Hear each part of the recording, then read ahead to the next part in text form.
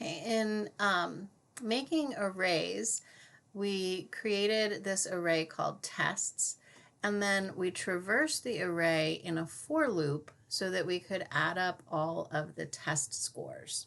Okay. Now, we looked in a previous video at how to do that using a regular for loop or a for each.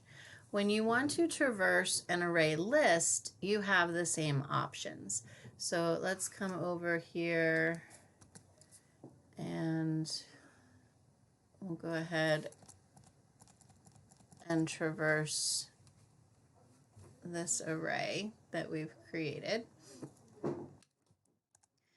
Okay, so if we wanted to use a for each loop, for instance, let's total up these test scores. So we'll start our total at 0, and then for each capital I integer value in our test scores list, okay, we're going to take that total and add to it, increment it by that value. Okay, then let's do our double average is equal to, and we'll cast it as a double, and then we'll take the total and divide it by test scores dot size.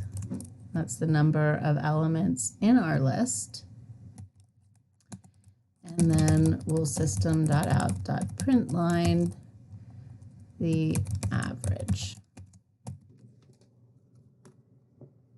Okay, so let's go ahead and compile.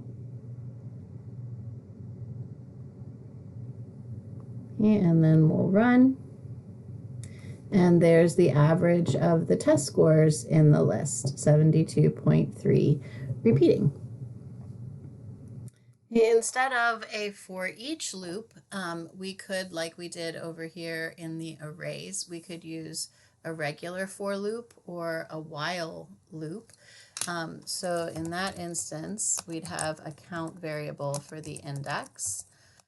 That variable would go up to, but not including, the size. And then we would increment by I. So total plus equals, now instead we're going to need to use the get method for each of those elements in the list with I. So test scores dot get element I. Okay, then we can go ahead and run.